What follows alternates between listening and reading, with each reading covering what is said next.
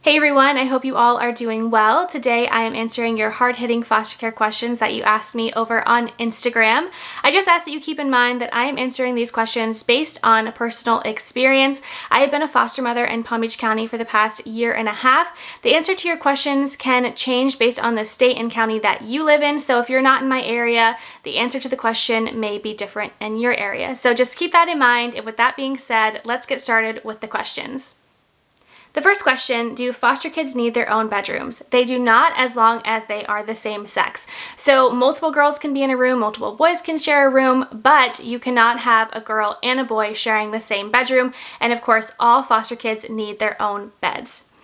How expensive was it to start the foster care process? It wasn't expensive at all. I don't think it cost us $1 to start the process. I think the only thing that we paid for was our fingerprinting, which was like $10. So super cheap, if at all anything. What would you tell someone who is thinking about fostering? Best and worst advice you received? I don't know that we really received a whole lot of advice. I think we kind of we didn't go into it blindly, but we didn't talk to a lot of people who had personal experiences with fostering. And what would I tell someone who's thinking about it? I would tell you to really think about it, really pray about it, talk to your partner about it. Is it something that you want to do for long term? If you receive a foster child, do you want to adopt? What is your long-term plan? There is so much that goes into fostering emotionally. It is very stressful. It is a lot on the person who is really solely responsible for the foster side of things, as far as taking them to doctor's appointments and doing home visits and things like that. Really talk about it, really pray about it. Know that it's 100% what you want to do before you jump into it with both feet. Is there a max time the courts can deliberate? I wish. So when you start the foster care process, they tell you that a case plan is supposed to last for a year, but I know of kids who have been in the system for 5+ years. It just really depends on the judge and what he decides is best at the time for the child. So our foster son has had a case plan now for 2 years. It's been a long road, so I wish there was a max time, but there really isn't. Let's see.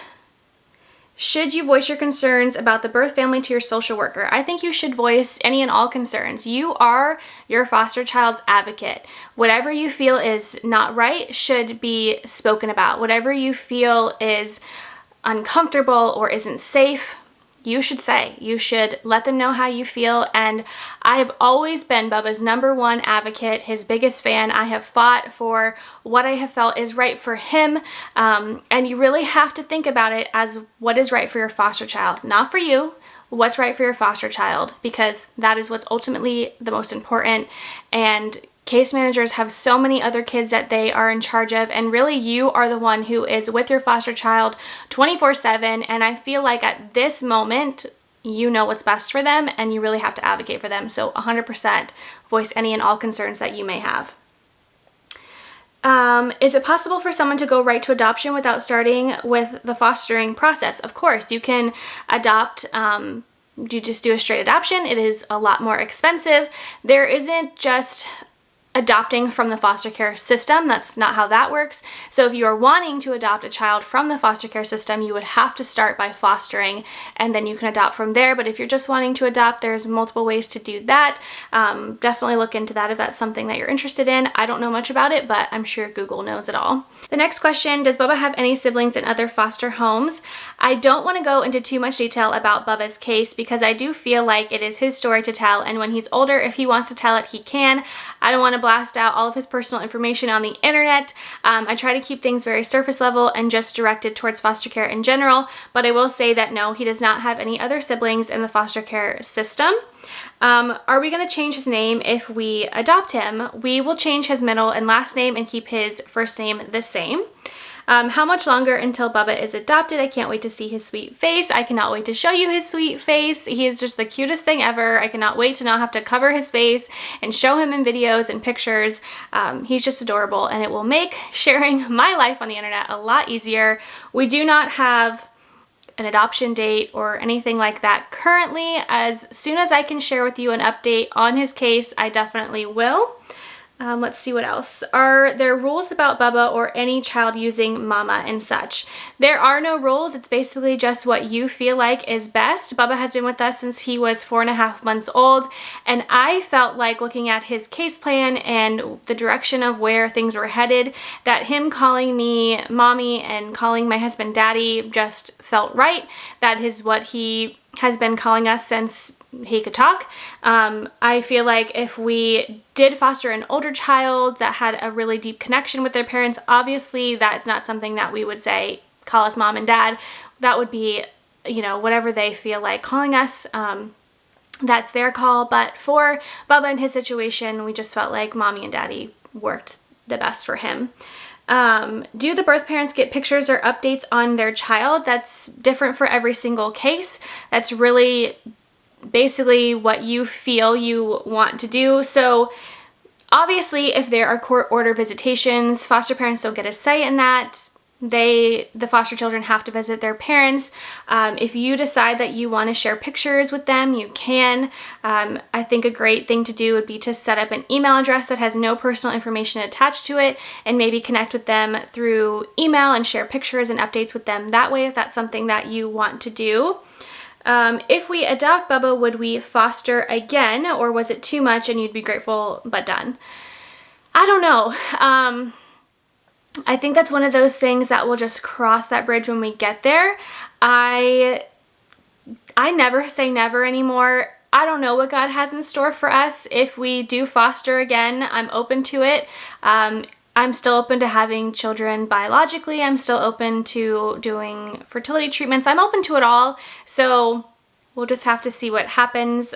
We do still have our home open to taking in children. There just haven't really been too many children in the system right now that are being placed with licensed foster care. So of course we're open to it, but it was the foster care system is hard. The whole situation is hard. It's stressful. It's a lot. So part of me is like, I never want to do this again. And then part of me is like, if I get a call in 10 minutes, I'm going to say yes. So it really is just, we'll see what happens. Can you talk about home visits and all other visits little man has to do? I believe I shared some vlogs here on my channel of preparing for home visits before we were licensed. I will leave those linked to the description box below if you are interested, as well as my foster care playlist. As far as home visits go now, they're relatively easy. We have the case manager who comes over, the guardian ad litem, and sometimes the attorney. They're usually here from about 15 to 30 minutes. They just spend some time with him, see that he's doing well, take a picture of him. They have me sign something basically just stating that they were here. If I have any questions, that's a great time for them to answer them. They let me know of any updates that they have regarding his case. Really simple, nothing major. Things you wish you would have known beforehand that no one told you. I wish I would have read these questions before doing this video, because this is something I'm definitely going to have to think about. I may do a blog post over on themagicalmundanelife.com. If you're not following over there, make sure to do so. That will be linked in the description box.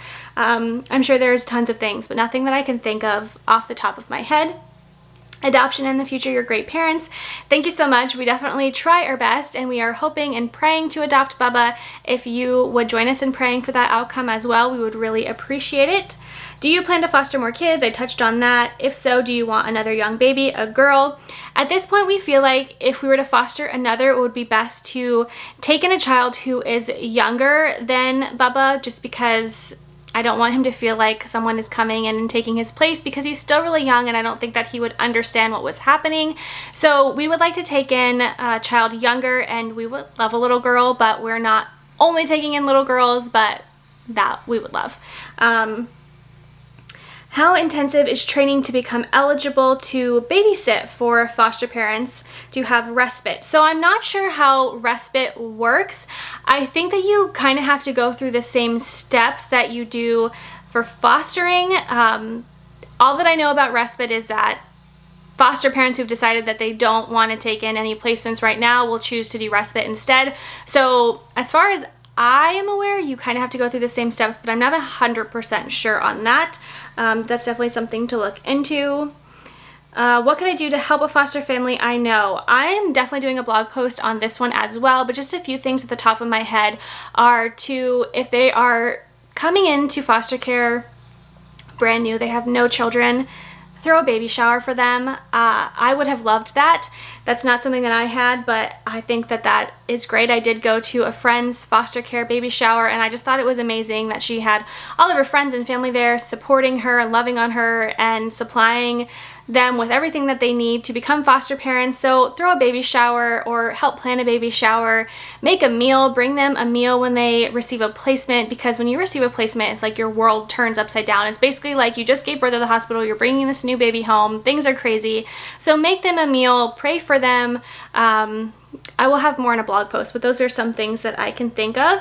And those are all of the questions that I have for today. Thank you so much for leaving all these questions for me. If you have any more, make sure to leave them in the comment section below. I do a call for questions every so often on my Instagram, so if you're not following me over there, make sure to do so. Subscribe to my channel so you don't miss out on future videos. Thank you so much for watching, and I will see you all in my next one. Bye!